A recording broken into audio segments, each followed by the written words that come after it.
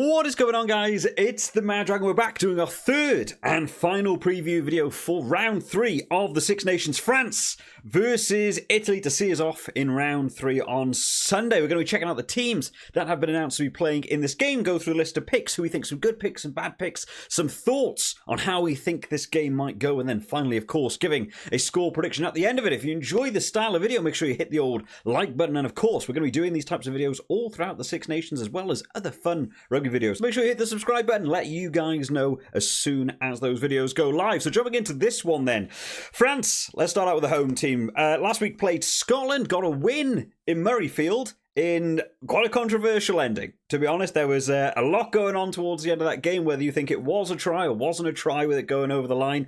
There's a lot of things that I saw a lot of people getting very angry about online about that one. I actually just think that game overall was reffed kind of poorly, to be fair.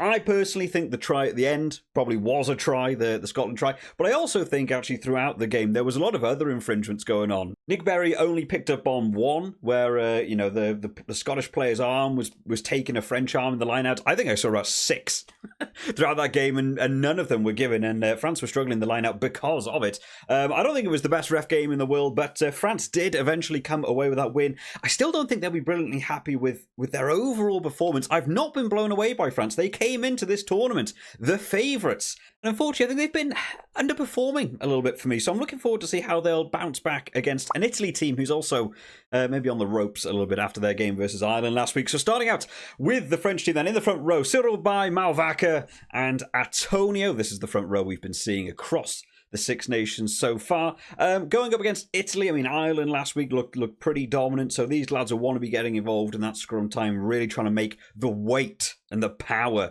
of this French pack really try and have a big impact into this game with Italy, especially with a couple of their forwards also missing out in this game as well. In the lock department, Cameron Wilkie goes in alongside of Pasolo Tuilagi, the big boy, the new boy coming in. Really looking forward to see what he's going to be able to do to actually have, a full stint of game time going up against this Italy team.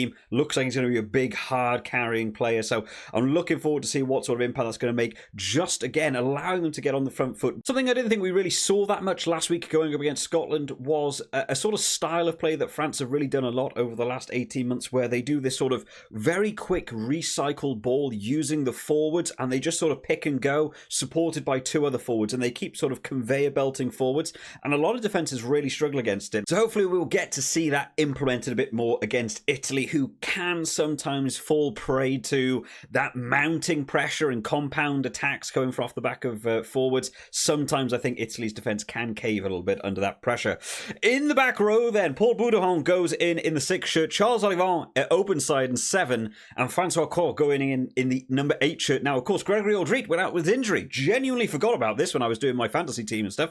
I completely forgot he was out with his injury, ruled out for this game. So Charles Olivant taking over as captain. Of course, has captained France numerous times in the past. So, nothing really new for him. I actually quite like him as a captain as well. This back row mixing up, though, going to be interesting to see how it gets on. Boudehon and Cross are still talented players, but, Gregory Aldrit's a big, big blow to not having that number 8 shirt. So I'm looking forward to see how that switch-up is going to impact this game. In the halfback partnership, Maxime Loucou going in alongside of Mathieu Jalibert. This is a partnership still not, for me, what we've got to see in the past from France. It is a real shame that they haven't got Antoine Dupont this year. Maxime Loucou is still playing well. It's just not the same level for me. And I don't just think it's a matter of, Dupont's a great scrum half and Maxime Loucou is like a good scrum half. I think it's more just the other things that Dupont offers. Defences have to constantly keep an eye on him. I don't feel Maxime Loucou's been the biggest threat so far to defences, and so they sort of just leave him at the back of a ruck and so on. They're not really that focused on him, but also looking for those little sniping runs and just getting through, always being on someone's shoulder. How many tries have we seen from someone like Dupont? Just always in the mix everywhere. Whereas Maxime Loucou feels like he's just doing a bit more of the standard scrum half stuff. He's just getting in, box kicks here, getting the ball out. I want to see a bit more from him. I want to see him be a real threat when he gets the ball in his hands. In the centre partnership, Jonathan Darty goes back in alongside Gael Ficou, who had a great game last week. Gael Ficou was just everywhere, trying to lead from the front, got over for his try as well in the corner. And of course, we've got to see what happened with that Scotland team when that defence narrowed up, which is something Italy can also struggle with. Just that consistent pressure, they will begin to bunch up. So having those loop around attacks where you get someone like Gael Ficou on the outside to sort of push out towards towards the wing as well is a real threat. And then finally, in the back three, Louis Bielbiarri, Damien Penaud, and Thomas Ramos going in there. This is the back three I expected to see. I'm looking forward to see Bielbiarri have a good impact in this game, because the Italian right wing last week, not doing very well. James Lowe had a bit of a field day. Louis Bielbiarri is the best chance he's going to get to actually put some real points on the board. He had a good try last week, chasing his own kick down. Almost got it for a second one, right? Because Tom Ramos got that little grubber kick through. Went a little bit too far, went into touch. But they're always looking for it. He's a very dangerous player, someone to keep your eye on. You know, even though you've got someone like Damien Penaud on the other ring, which is just everyone focuses on him. I think Bielbiarri could be a bit of a sneaky weapon for them. In terms of the replacements, Julien Marchand goes in alongside of Sebastian Taufai-Fanua and Aldegheri. Also have Roman Taufai-Fanua, Roumat, and Abadi coming in. This is the first time we'll get to see Esteban Abadi playing in the French team as well. So looking forward to see him get onto the pitch. In the backs then, Legarec and Mofana coming in, who's just, unfortunately, he's just always going to be on the bench, right? He's plays wing or plays centre. I think France have better wingers and better centres already starting. So Mofana always ending up on the bench there. But France are going for the 6-2. They're loading up on the forwards. I did think this game, you know, especially being played in France, I thought maybe we'd be looking expansive. I thought maybe they'd go 5-3 and involve those backs a little bit more. They want to stick it with the forwards, and they've got a couple of injuries along the way in that forward pack. They're still loading up on that forward game. They want to try and keep the ball there. I personally am really hoping that might be a bit of a misdirection. They just want to hold down the Italian forward set by going 6-2 themselves and actually want to play a bit more expansively. I haven't checked the weather, actually. That's when I probably should have done before starting this video, to see if we're looking at a nice sunny day or a rainy day, to see how they get on. But it's a pretty solid team, even with a couple of key injuries though coming in there. I'm wondering if, you know, missing people like Gergi Aldrit in there will be a big blow. That lock department as well, you know, a little bit untested for them. Looking forward to see how they'll get on. Moving on to the Italian team then, who last week unfortunately did not do particularly well. They just could not get a foot in the door in the game, and they eventually ended on 0 points. They had the opportunity to score points. There was, of course, the missed kick from Paolo Garbisi. But getting nilled in the Six Nations is not something we're very used to seeing, considering a lot of people just expect Italy to lose a lot of games. Nil is still a really big blow. It's kind of a standing of where Ireland are in comparison at the minute. This Italian team, it's just not quite doing as well as I'm hoping it for. They've still got talented players. They're still doing certain things correctly. They're under new management now. I don't know. It feels to me like they might have taken a little bit of a backward step in that swapping of the coaches. Maybe you come to expect that. Different management, different styles of play. But I'm hoping to see a big impact into this game against a France team who maybe a little bit rocked themselves, haven't performed to me top quality rugby. And they've got a few injuries along the way. Might be an opportunity to try and show off that they've still got that little something carried over from last year. So in the front row, Fischetti, Nicotera and Zalocci going in alongside of Canone and Rutzer in that line-out again, who are still competing very hard. Rutzer, got another defensive line-out steal as well. He's always in there. The French line-out, looking forward to see how it's going to get on. Of course, we've got the new Tuilagi in there. I don't know a lot about his ability in the line-out department, so I'm going to be keeping a close eye out for something like that. Federico Rutzer, always someone to keep an eye out for, especially defensively in the line-out. He is very solid. In the back row then, Favretto goes in alongside of Lomaro, and Ross Vincent goes in the number 8 shirt, so shaking it up this week. I can't remember if there was any injuries last week, to be honest. It's been 2 weeks ago now. My brain is not good enough for thinking about it off the top of my head. But some mixing up in the back row for them. Maybe a change is what's needed, testing some new options. I do like Favretto as well, coming in the blindside flanker there as well, so we'll see how he gets on.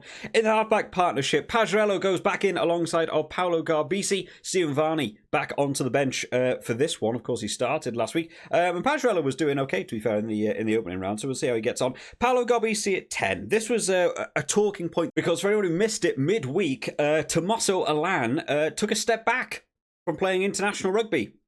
A little bit out of the blue, so they've gone from having that option where they play a 10 and a 12 maybe between Garbisi and Alan. Maybe one of them's going to play 10, one of them's going to play fullback. That option is gone. That is no longer on the cards for them. Paolo Garbisi now the standalone number 10 going in there. So a lot of pressure on this lad's shoulders. Hopefully we'll be able to cope with it. In the centre partnership, mixing it up this week, Federico Mori goes in at the inside centre and Brex at outside centre. And Brex is actually one of the Italian players who over the Six Nations has been impressing me. He's a hard lad. He gets involved with some big big defensive tackles. Really good at reading another team's attack as well, just to get round all the sort of dummy runners and just smash into someone. Really like it. Federico Mori going in the centre is an interesting call because he has been coming on. They sort of slipping him onto the wing. So they've mixed it up, and in that same breath, we've got Menoncello moved to the wing, where they've sort of been putting him at 12, and I think he's been doing okay at 12. So it's going to be interesting to see how that's going to make an impact. Obviously, we know Tommaso Alan, Capozzo's probably now the nailed-on fullback for this team, I would probably say. So quite a lot of changing going on in these backs. Montejoani still looking to perform well. Is this the right move? I'm going to keep an eye out for Menoncello myself. I think he was doing okay at 12. We saw him in that first game, of course. He had that big breakaway right in the start of the opening game with going out on the wing versus England. So I absolutely think putting him on the wing is going to be no detriment to Italy. But having Federico Mori going in alongside of Brex, Mori's quite a big guy, to be fair. He's got a lot of weight behind him. Maybe they're thinking defensively, they're expecting people like Jonathan Dante and Gael Ficou to sort of run directly at them. He's going to be better defensively. Maybe they're looking to have a bit more speed out there with someone like Menoncello going up against BLBRE, because Menoncello's a pretty rapid player as well. I don't think he's as fast as BLBRE. I don't know their 100-metre sprint times, but I can't imagine he's quite as quick as him. I might have looked to have had Capozzo going onto that wing to try match him for speed. Maybe they're thinking by having Capozzo in the fullback shirt, it removes the ability for BLBRE to do little kicks over the top and chase down his kicks because it'd be match for pace when they're running onto the ball. I'm not sure about that one, how that's going to be working out, but I'll be keeping an eye on it during the game anyway. And then quickly, in terms of the replacements, Lucchesi, Spagnuolo and Ferrari going in as the replacement front rows. Canali, Zambonin and Zuliani going in as well. They've also gone for their 6-2 split. We could be looking at a forwards game, ladies and gentlemen. It could be one of those games where we just get to see, the forwards sticking up the jumper and go for little one-off runners, and you've just watched the wingers stand out there waving their arms all game. Hopefully it doesn't turn into that, because I still maintain the best opportunity for Italy to score points in these types of games is their backs. I think their backs have a great deal of talent, and when they do those sort of strike runs off the back of a set piece, it really works, and they really open up a lot of those defensive of other teams. But sometimes they go down on the scoreboard and they get a little bit worried about trying to play them because they're quite intricate set plays. I think sometimes that goes against them because it gets into their mindset they need to keep it with the forwards. I think the backs is the best opportunity to score points, but 6-2, you're probably going up against France. You're expecting a power game yourselves. You don't want to be conceding penalties in the scrums and the line-outs and putting yourselves under more pressure. And then the replacement back, Stephen Varney and Leonardo Marin goes back into the team. I feel like I haven't said Marin's name for a little bit of a while. I think Marin can also play centre, right? So I maybe could have looked at him going in there as well. Different Italy team. Hopefully a lot of shifting up going in this week will change up some stuff. It will be a bit of a newer team. Hopefully a little bit more exciting for them. My own expectations from the game then. What am I hoping for? Well, France, I think France have underperformed for me across the Six Nations so far. For me, for France, I'd be wanting to say we're playing at home. We're playing Italy, who got nilled last week. Ireland left with a bonus point. There's no reason France can't go into this game also believing a bonus point can be on the cards if they can get those tries over. They've loaded up on the 6-2. It's indicating to me they might be leaning more towards trying to go for those driving maul tries, especially in that first half. Try and get maybe 2 tries in that first half just to put them on the scoreboard. And then once the game begins to open up, that's where you'll see the backs actually going in the second half. But also just to cut out a few of the mistakes. We've been so used to seeing France performing at a really top level for the last couple of years. Defensively have looked really sound. Mistakes and penalties have been pretty mitigated down. They seem to have crept back into the French game so far in this Six Nations. So I'm going to be wanting to see a bit more consistency in terms of your discipline, in terms of the handling, and hopefully trying to target going for the bonus try as well in this game. For Italy, it does feel like they've got a few more issues to fix. Last week wasn't a great game for them. I really feel like Italy have taken a bit of a step back from where we got to see them this time last year. I'm really hoping they're going to be able to mix it up this week with some new players coming into different positions, hopefully some new styles of attack. I really want to see the backs have the ball in their hand, cut down on the number of box kicks. Don't just give the ball back to France. If you're doing a box kick, it needs to lead to something. It either needs to be high enough and close enough that one of your players can get on the end of it. I saw a couple of times against, both teams actually, going for these box kicks and no one chasing the ball or no one being able to apply pressure. You've got to be able to land those box kicks, either to exit cleanly, get it out into touch, or if you're doing it to make ground, you can't be kicking it into the 22 so someone can call the mark. You've got to keep it outside the 22 and have good chasers on the ball. I think just organising themselves and being able to get points on the board, they can't afford to really have back-to-back games ending to nil. I assume we're looking at 3 points in that first half as soon as a penalty comes on the board, just to mitigate that. But there's absolutely no reason, if they don't play that expansive game, that we can't be looking at Italy tries